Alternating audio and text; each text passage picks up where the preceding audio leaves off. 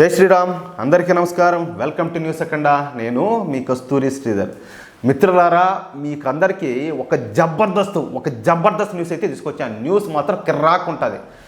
BJP నేతల దమ్ము ఎట్టుంటుందో చెప్పడానికి ఈ న్యూస్ ఒక ఉదాహరణ. అర్థమైందా?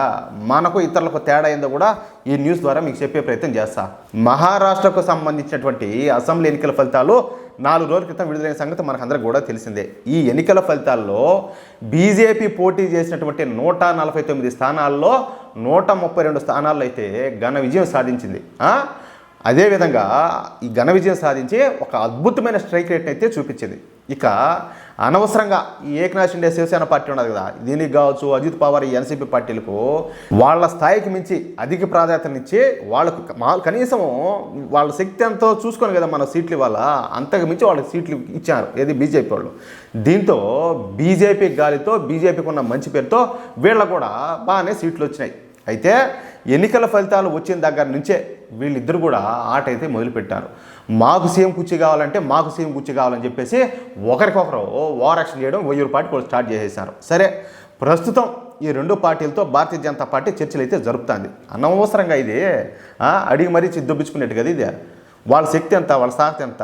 సపోజ్ చెప్తున్నా, ఒకరిని కించపరచాలనేది నా ఉద్దేశం కాదు, ఒకరు తక్కువని కాదు. ఆంధ్రప్రదేశ్లో ఎన్డీఏ కూటమి ప్రభుత్వం ఇప్పుడు ఏర్పడింది. ఎలక్షన్కు ముందు భారతీయ జనతా పార్టీకి ఎన్ని సీట్లు ఇచ్చినారు, జనసేనకి ఎన్ని ఇచ్చినారు, టీడీపీ వాళ్ళు ఎన్ని పెట్టుకున్నారు చూడండి. అంటే సరే, జనసేనకి ఎన్ని సీట్లు అయితే ఇచ్చారో అన్నింటిలో కూడా 100% స్ట్రైక్ రేట్ వాళ్ళు గెలుచుకున్నారు. పవన్ కళ్యాణ్ గారు అసలు ఆ విషయం గురించి మాట్లాడాల. మనకు ఎన్ని ఇచ్చారని కాదు, అన్నింటిలో మనం గెలుస్తున్నావా లేదని చెప్పేసి ఆయన టార్గెట్ పెట్టుకొని పనిచేసి 100% స్ట్రైక్ రేట్తో పోటీ చేసిన ప్రతి చాట గెలుచుకున్నాడు. బీజేపీ పరిస్థితి కూడా అంతే. చెప్పాలంటే బీజేపీకి ఆంధ్రప్రదేశ్లో పెద్దగా బలమేం లేదు. కానీ నరేంద్ర మోడీ గారి ఇమేజు, ఇట్లు చంద్రబాబు, పవన్ కళ్యాణ్ గారు వీళ్ళు ముగ్గురు కలిసి పోటీ చేయడంతో బీజేపీకి కూడా మంచి సీట్లే వచ్చినాయి. చెప్పాలంటే ఇప్పుడు ఎంతమంది ఎమ్మెల్యేలు ఉన్నారు, వాళ్ళ పేర్లు ఎవరు, ఏమేమి పేర్లు, బీజేపీ వాళ్ళు ఏం చెప్పినా అడిగినా కూడా చాలా మందికి తెలియదు. అది పరిస్థితి. ఆ మారి గెలిచేశారు. ఇప్పుడు అధిక సీట్లు ఎవరికి వచ్చినాయి? టీడీపీకి వచ్చినాయి. ముఖ్యమంత్రి ఎవరైనారు? చంద్రబాబు అయినాడు. కానీ మహారాష్ట్రలో పరిస్థితి ఏంది? వాళ్ళ శక్తికి మించి ఈ ఎన్సీపీ అజిత్ పవార్ కావచ్చు, లేకపోతే ఏకనాథ్ షిండే పార్టీకి కావచ్చు, వీళ్ళకి ఎక్కువ సీట్లు ఇచ్చి ఇప్పుడు ఈ గాల్లో బీజేపీ గాల్లో వాళ్ళకి ఎక్కువ సీట్లు గెలిచేసుకున్నారు. వాళ్ళు ఇప్పుడు పోతాము వాళ్ళకి కూర్చొని మా సీఎం సీట్ కావాలంటారు. అదే వాళ్ళ శక్తిని బట్టి, వాళ్ళ స్థాయిని బట్టి, వాళ్ళ అర్హతను బట్టి వాళ్ళకి లిమిటెడ్ సీట్లు ఇచ్చుంటే ఈరోజు ఈ పరిస్థితి వచ్చిండేదా? కాదు కదా.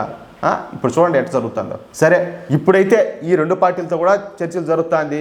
దేవేంద్ర ఫడ్నవీస్ను ముఖ్యమంత్రిగా చేసేందుకు బీజేపీ అధిష్టానం తీవ్రంగా ప్రయత్నం చేస్తుంది. ఎందుకంటే ఇండిపెండెంట్లతో కలుపుకొని ఇప్పుడు బీజేపీ బలము 137కి చేరిన సంగతి కూడా మనం మాట్లాడుకున్నాం. ఇక మహారాష్ట్ర ముఖ్యమంత్రి పేరును మరొక 2 రోజుల్లో ప్రకటించే అవకాశం ఉండదు, లేదా ఏ నిమిషం అయినా కూడా ప్రకటించవచ్చు. దాంట్లో కూడా ఆశ్చర్యపోనక్కర్లే.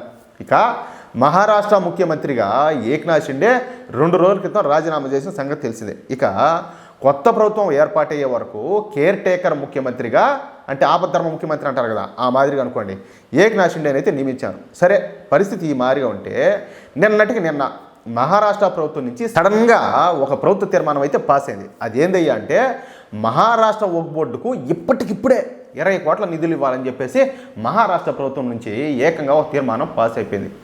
ఓరే స్వామి, వక్ఫ్ బోర్డు గురించి ఇంతమంది లబోదిబోమని చెప్పి పుట్టుకొని వచ్చామంటే వాళ్లకు 20 కోట్ల డబ్బులు ఇవ్వాలని చెప్పేసి తీర్మానం పాస్ చేస్తారా? మైండ్ నుండి అదే మింగిపోయిందా? ఏం జరుగుతుంది? సరే, తీర్మానం పాస్ అయిన గంట సేపటికే 2 కోట్ల రూపాయలు వక్ఫ్ బోర్డు ఖాతాలోకి వెళ్ళిపోయినాయి.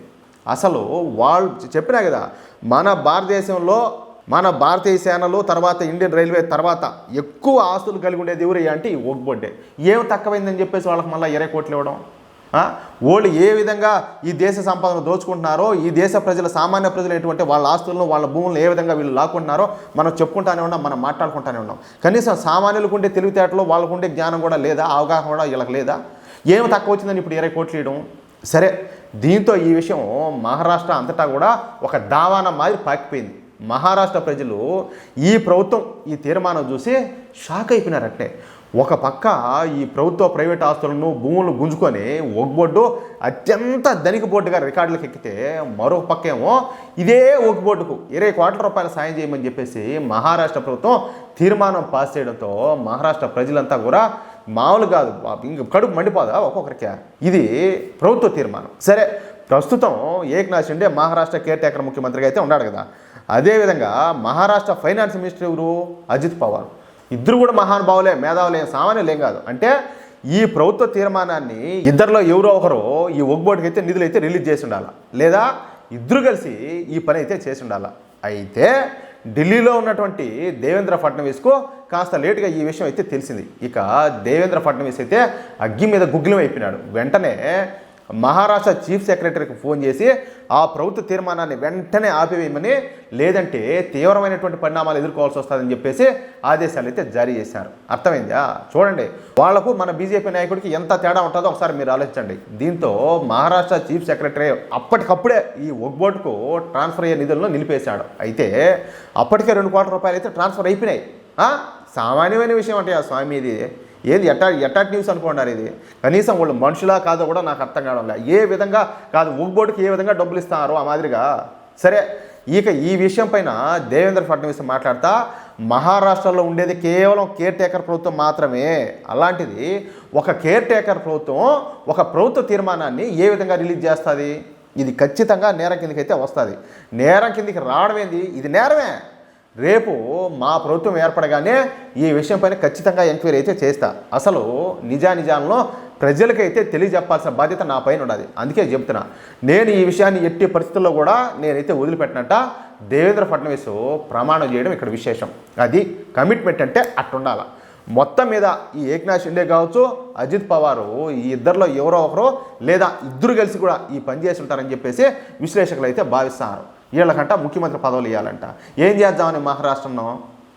ఏం చేద్దామని? నేల నాకిద్దామని, లేకపోతే వక్ఫ్ బోర్డుకి ఏమన్నా 1000 కోట్లు 1,00,000 కోట్లు ఏమన్నా కట్టబెడదామని, తగలేద్దామని ప్రజల సొమ్మంతా కూడా? ఏం మనుషులు రా స్వామి, దండాలరా నాయన, దుత్తల్లారా, దండాలరా స్వామి. మీకు ఈ న్యూస్ నచ్చితే, అదేవిధంగా నేను చెప్పింది కరెక్ట్ అని చెప్పి మీరు భావిస్తే ఈ న్యూస్ నలుగురికి షేర్ చేయండి. అలాగే తప్పనిసరిగా ప్రతి ఒక్కరు కూడా మీ యొక్క అమూల్యమైన ప్రయాణం కామెంట్ రూపంలో తెలియజేయండి ప్లీజ్. జై శ్రీరామ్.